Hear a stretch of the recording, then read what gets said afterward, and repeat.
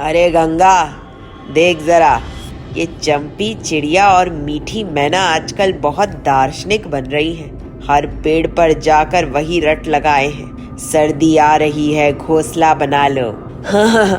हाँ गुरु, जैसे कोई मंत्री हो जंगल के। हमें भी तो समझाने आई थी कल। अरे जग्गा, ये क्या कर रहे हो? मेरे बच्चे अंदर हैं। अरे डर मत गिन्ने, बस थोड़ा हिलाने आए हैं तुम्हारा महल।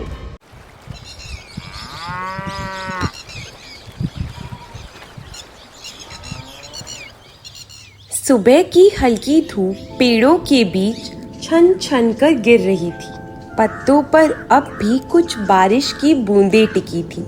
हवा में हल्की ठंडक थी। आसमान में कुछ बिखरे बादल अब धीरे धीरे गायब हो रहे थे। चंपी चिड़िया अपनी पंख झाड़ती है। अरे मीठी, महसूस हो रहा है हवा में कुछ तो बदल गया है। लगता है इस बार सर्दी जल्दी आ जाएगी। मीठी मैना अपनी डाल पर बैठी हुई। हाँ चंपी मौसी, मैंने भी देखा। आज सूरज भी कुछ ढीला सा निकला है। बच्चों को भी रात में ठंड लग रही थी। गिन्नी चिड़िया नीचे से उड़ती हुई आती है। तुम दोनों बिल्कुल सही कह रही हो।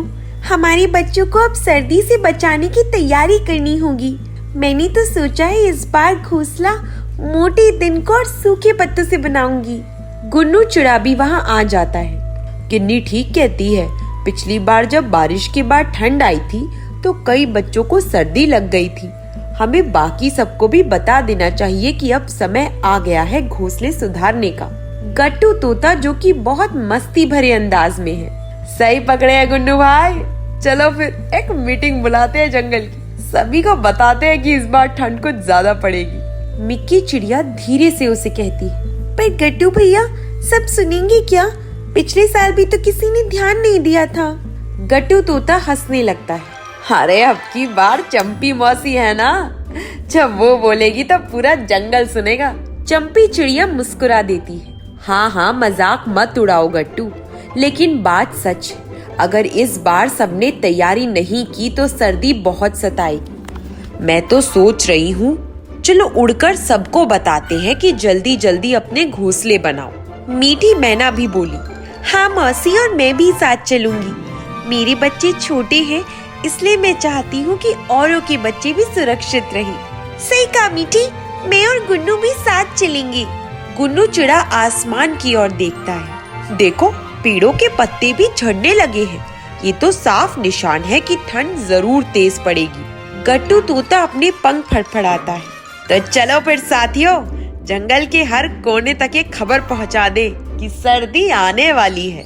सब एक साथ उड़ान भरते हैं। चलो चलो, सबको बता दो। मीठी मैना उड़ती है। गंगा तट के पास रहने वाली मिक्की चिड़िया को भी बताना, वो हमेशा देर करती है। चंपी चिड़िया बोलती है। हाँ, और जग्गा कालिया को भी। पिछली बार उसने किसी और का घोंसला तोड़ दिया था। इस बार उसे भी समझाना पड़ेगा। गिन्नी चिड़िया थोड़ा चिंतित हो जाती है।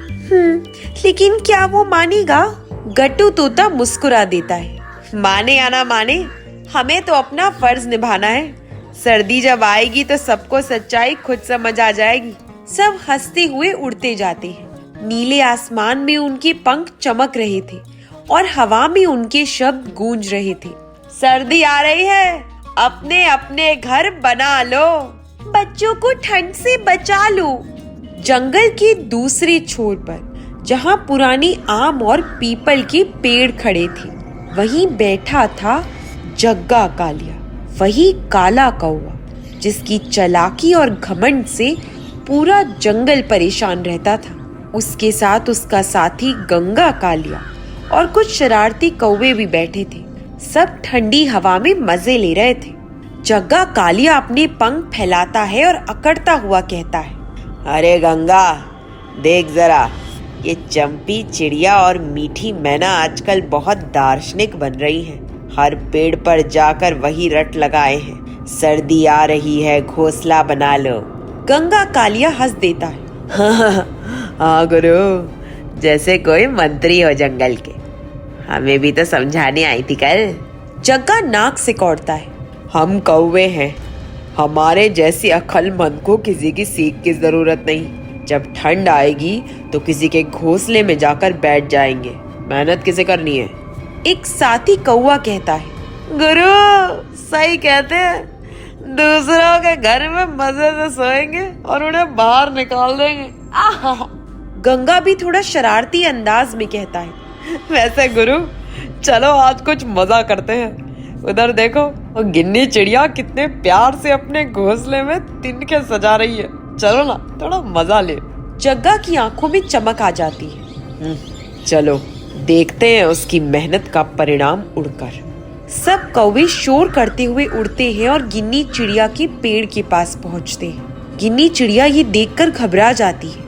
अरे जग्गा ये क्या कर रहे हो? मेरे बच्चे अंदर हैं।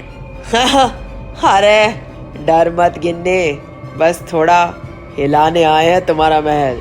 जग्गा डाल को हिलाता है, तिनके नीचे गिरने लगते हैं। गिन्नी परेशान होकर पंख फैलाती है और अपने बच्चों को ढक लेती है। गुन्नू चिड़ा तभी तेज आवाज में आता है।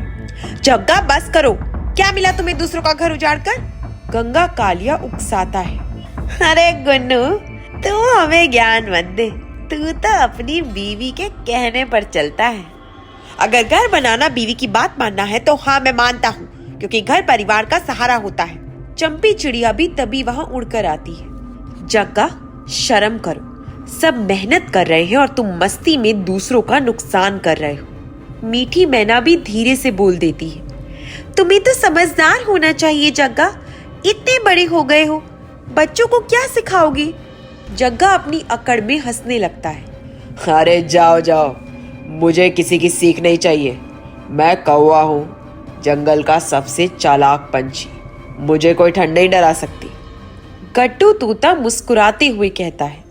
ठीक है गुरु, जब ठंड आएगी तब याद रखना ये बात। उस वक्त चालाकी काम नहीं आएगी, सिर्फ घोंसला काम आएगा। जग्गा अपने पंख झटक देता है। देख लेंगे तोते महाराज, तुम सब अपने बच्चों की तरह डरपोक हो। मैं आजाद हूँ, खुला उड़ता हूँ, ना घर का झंझट ना जिम्मेदारी। मीठी मैना धीरे से गिन्नी से कहती है। छोड़ो मौसी, इसे अपना रास्ता खुद समझने दो। जब वक्त सिखाएगा ना तब कोई शब्द जरूरी नहीं होगा। गिन्नी चिड़िया की आंखों में चिंता है। सही कहती हो मीठी, अगर डर ये है कि जब सर्दी आएगी कि पछताएगा। सब पक्षी धीरे धीरे वहां से उड़ जाते हैं। जग्गा और उसके साथी एक दूसरे की ओर देखते हैं और फिर जोर से हंस पड़ते हैं। गंगा कालिया हंस रहा है। गुरु सब डरपोक है, बस तुम्हारे जैसे अक्लमंद इस जंगल के असली बादशाह हैं। जग्गा घमंड से जवाब देता है। हाँ, सही कहा गंगा। अब चलो किसी और के घोंसले में थोड़ा मजा लेते हैं। उनकी काली परछाइयां आसमान में गायब हो जाती है और जंगल की हवा कुछ बेचैन सी हो उठती है। सूरज अब पहले जैसा नहीं था। दिन छोटे होते जा रहे थे और रातें ठंडी। हवा की सरसराहट में एक कपकपी छुपी थी। जंगल की हर डाल, हर पत्ता मानो ठंड के डर से सिहर उठा था। गिन्नी चिड़िया अपने घोंसले के अंदर बच्चों को सहलाती है। बिट्टू, टिम्मी, अब बाहर मत निकलना। देखो हवा कितनी ठंडी है। बिट्टू कांपने लगता है। माँ, पंखों के नीचे रहूंगा, बहुत ठंड लग रही है। गुन्नू चिड़ा बाहर से आता है। गिन्नी, मैंने चारों ओर सूखे पत्ते ढूंढ लिए हैं, अब हमारा घोंसला और मजबूत हो जाएगा। गिन्नी संतोष की सांस लेती है। वाह गुन्नू, देखो मेहनत का फल अब मिल रहा है। हमारे बच्चे सर्दी में सुरक्षित रहेंगे। मीठी मैना भी अपने घोंसले में बैठी बच्चों से बातें कर रही है। सुनो बच्चों, जब भी हवा चले सब मिलकर आपस में पास बैठना। गर्मी बांटने से ठंड कम लगती है। छोटा बच्चा भोलेपन से पूछता है। माँ, क्या ठंड भी डर जाती है जब सब साथ हो? मीठी मुस्कुराकर जवाब देती है। हाँ बेटा, बिल्कुल, जब साथ हो तो हर मुश्किल छोटी लगती है। गट्टू तोता पेड़ की ऊंची डाल पर बैठा है। अरे वाह, सबके घोंसले अब तैयार हैं। लगता है इस बार कोई पक्षी परेशान नहीं होगा। उसी वक्त हवा का एक ठंडा झोंका आता है। गट्टू अपने पंख सिकोड़ लेता है। अरे बाप रे, ये तो हड्डियां जमा दे ऐसी ठंड है। जंगल का हर कोना अब शांत था। कोई चहचहाहट नहीं, बस हवा की सिसकरी और सूखे पत्तों की सरसराहट। लेकिन इस सन्नाटे के बीच कहीं से कांपती आवाज आई, जग्गा कालिया की, जो डाल पर बैठा कांप रहा था। गंगा, गंगा, ठंड, बहुत ठंड लग रही है, पंख जम गए मेरे। गंगा कालिया भी कांप रहा है। गुरु, मैंने कहा था कुछ तिनके इकट्ठे कर लेते हैं, अब तो कोई जगह नहीं बची, सबने अपने घोंसले बंद कर दिए हैं। जग्गा घबरा जाता है। चलो किसी के पास चलते हैं, गिन्नी के पास, वो दयालु है, वो हमें जगह दे देगी। दोनों कांपते हुए उड़ते हैं और गिन्नी के पेड़ तक पहुंचते हैं। जग्गा कालिया उससे विनती करता है। गिन्नी बहन, हाँ गिन्नी, दया करो, ठंड से मर जाएंगे, थोड़ी जगह दे दो। गिन्नी अंदर से आवाज देती है। जग्गा तुम, अब याद आई दया, जब सबको चेतावनी दी जा रही थी तब तुम दूसरों के घोंसले तोड़ रहे थे। गुन्नू भी कड़क स्वर में जवाब देता है।